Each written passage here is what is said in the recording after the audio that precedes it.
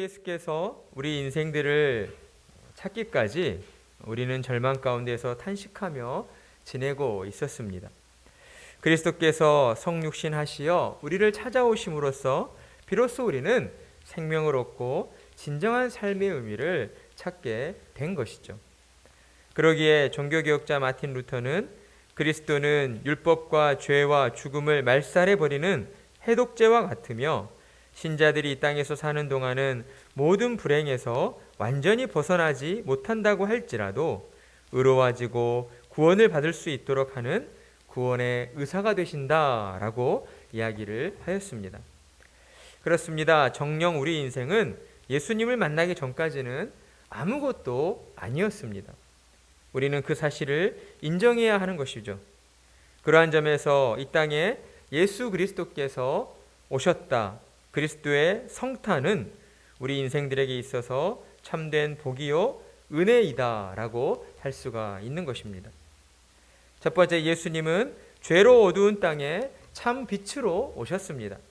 요한복음 1장 4절과 5절의 말씀은 그 안에 생명이 있었으니 이 생명은 사람들의 빛이라 빛이 어둠에 빛이 돼 어둠이 깨닫지 못하더라 라고 말씀합니다. 그렇습니다. 예수님은 어둠 속에서 방황하던 자들에게, 인생들에게 찾아오셨습니다. 에덴 동산의 범죄 이후에 사람은 하나님을 떠나 유리방황하며 이 땅 가운데 육체적인 고통을 당해야만 했습니다. 하지만 그들의 고통은 육체적인 고통으로 끝난 것이 아니었죠. 그들의 영혼 또한 죄로 말미암아 무지하여졌고 철저한 어둠 가운데 놓이게 된 것입니다.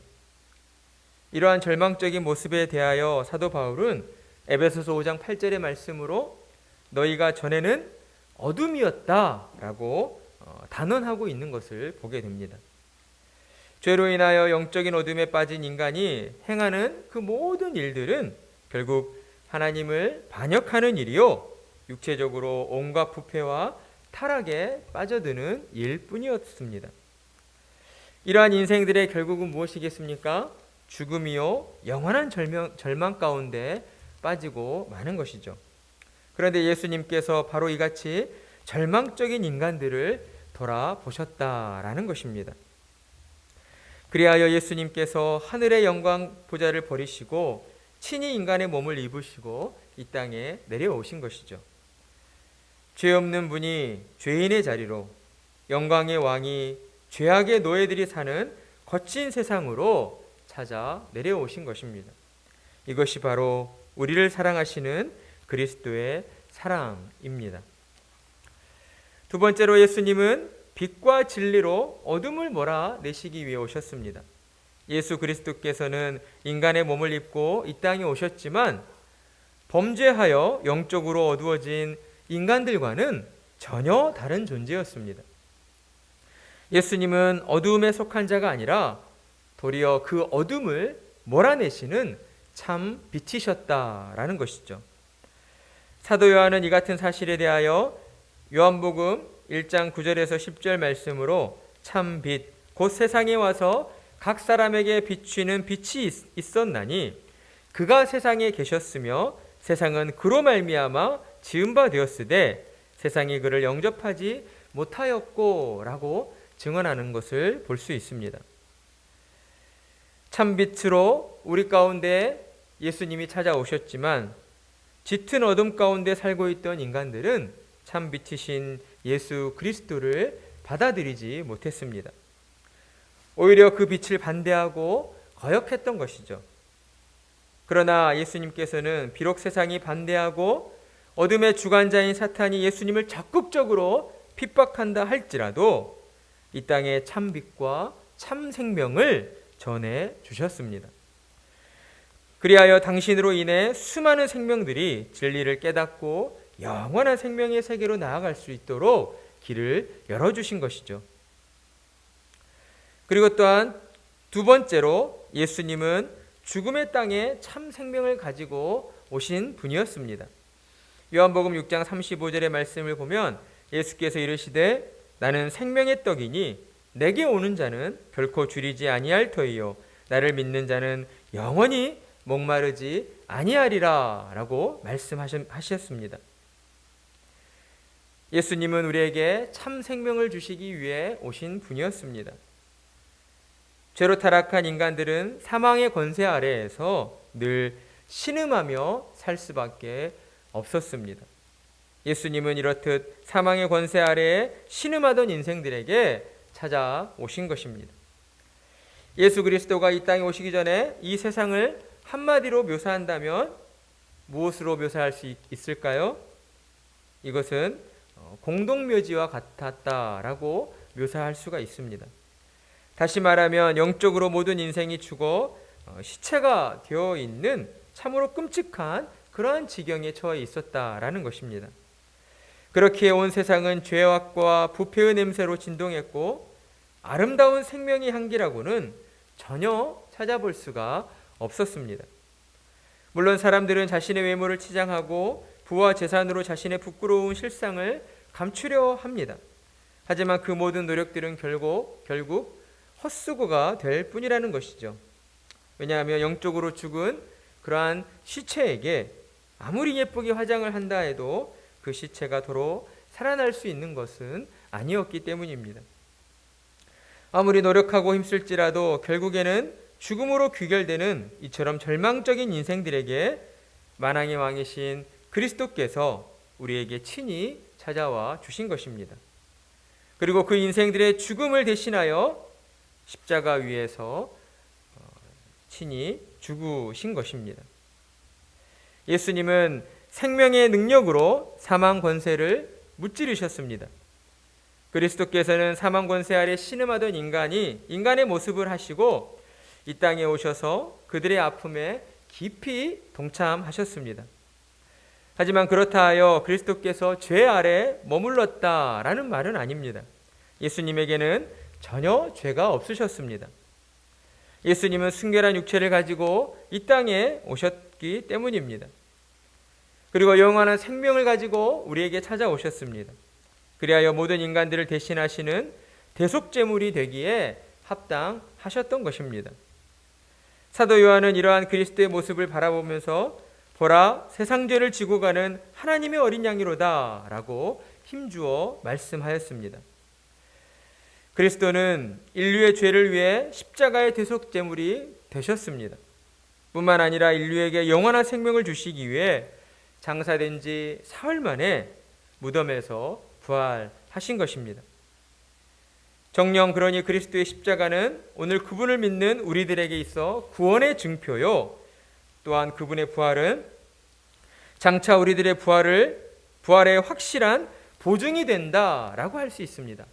예수님께서 장사되시고 무덤에서 다시 살아나셨기 때문에 우리는 우리에게 또한 예수님을 믿는 우리에게도 그 부활이 주어진다라는 믿음의 확신을 가질 수 있게 된 것입니다. 예수님께서는 절망 가운데 빠져있는 이 땅에 참 소망을 가지고 오셨습니다. 베드로전서 1장 3절 말씀, 우리 주 예수 그리스도의 아버지 하나님을 찬송하리로다. 그의 많으신 긍휼대로 예수 그리스도를 죽은 자 가운데서 부활하게 하심으로 말미암아 우리를 거듭나게 하사 산 소망이 있게 하시며 라고 말씀합니다. 예수님은 고통 중에 탄식하던 인생들에게 찾아오셔서 참 소망을 전해 주셨습니다. 예수님이 가르쳐 주신 탕자의 비유에는 하나님을 떠난 인간의 실상을 여실히 보여주고 있습니다. 하나님을 떠난 인생에게는 어떻습니까? 그 찰나적인 안개와 같은 쾌락과 순간적인 만족이 있게 되는 것이죠. 하지만 그 인생은 결국 처절한 탄식과 절망으로 귀결될 수밖에 없습니다. 그 이유가 무엇입니까? 생명과 복과 기쁨의 근원이 오직 하나님께 있기 때문입니다. 하나님의 품을 떠나서는 우리 인간이 참 생명과 복과 기쁨을 받아 누릴 수가 없는 것이죠. 그런데 우리를 더욱 우울하게 만드는 것은 이처럼 탄식하는 인생들임에도 불구하고 전혀 그것들을 개선할 만한 의지도 능력도 우리에게는 없었다라는 것입니다. 스스로를 구원할 수 없는 것이 바로 우리 인간들의 뼈아픈 현실인 것입니다. 그래서 예수님께서는 이처럼 회생불능한 우리 인생들에게 친히 찾아오셔서 우리의 삶에 참여해 주시고 우리에게 참 소망으로 이끌어 주신 것입니다. 예수님은 우리를 거듭나게 하시고 산 소망을 주시기 위해 오셨습니다. 예수님의 사랑은 고통 중에 탄식하던 인생들에게 찾아오셔서 단지 위로의 말을 전하고 함께 울어주신 것으로 그치는 것이 아니었습니다. 예수님은 인생들이 안고 있는 모든 인생의 문제들을 근본적으로 해결해 주시기 위해 오셨고 또한 해결해 주셨습니다. 그렇습니다. 예수님은 죄악에 찌든 인생들에게 거듭나게 하시는 은혜를 베푸셔서 절망할 수밖에 없는 이 세상 가운데에서 천국 소망을 가지게 해 주신 것입니다. 그러니 우리는 바로 이와 같은 사랑을 덧입은 자들이다 라고 할 수 있습니다. 따라서 육신을 입고 이 땅을 살아가는 동안 우리는 이제 더 이상 세상 풍파에 휩쓸리도록 우리 자신을 내버려 두어서는 안 됩니다. 예수님을 향한 참된 믿음을 가지고 오직 예수를 위해 살아가야 하는 것이죠. 바울의 고백처럼 갈라디아서 2장 20절 말씀, 내가 그리스도와 함께 십자가에 못 박혔나니 그런즉 이제는 내가 사는 것이 아니요 오직 내 안에 그리스도께서 사시는 것이라. 이제 내가 육체 가운데 사는 것은 나를 사랑하사 나를 위하여 자기 자신을 버리신 하나님의 아들을 믿는 믿음 안에서 사는 것이라. 아멘. 사랑하는 성도 여러분, 그리스도의 성탄이 우리에게 큰 기쁨이 되는 이유가 무엇인지 아십니까? 그것은 그리스도 예수께서 어두움 가운데서 방황하던 우리에게 참 빛이 되시며 생명이 되시고 산 소망이 되어주시기 때문입니다. 그렇다면 오늘 여러분은 이러한 놀라운 은총을 받은 자로서 그에 합당한 모습으로 살아가고 있는지를 우리는 점검해 보아야 합니다. 코로나가 장기화되면서 많은 사람들이 답답하고 우울해하는 그러한 모습들을 보이고 있지만 하나님의 은혜로 하나님의 놀라운 은총을 받은 그리스도인들은 이러한 고난의 시간 속에서도 우리를 위해 십자가에서 죽으시고 다시 부활하신 예수님을 믿는 그 믿음으로 늘 기뻐하고 감사하는 삶을 살아야 하기 때문입니다. 예수님께서 베풀어 주신 크고도 놀라운 은혜를 성탄절을 맞이하여 다시 한번 새롭게 기억하며 우리의 모든 삶이 날마다 성탄의 기쁨으로 충만하여지기를 간절히 기도하며 나아가야 하는 것입니다. 그리야 할 때에 우리는 우리에게 주어진 오늘의 고난 또한 예수님을 믿는 믿음 안에서 넉넉히 감당하게 될 것입니다.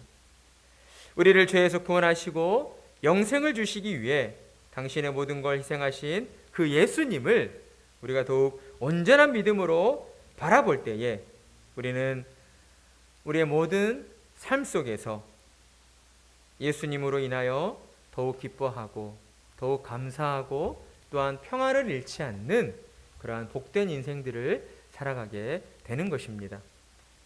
그러한 하나님의 은혜가 우리 가운데에 가득하기를 간절한 마음으로 축복합니다.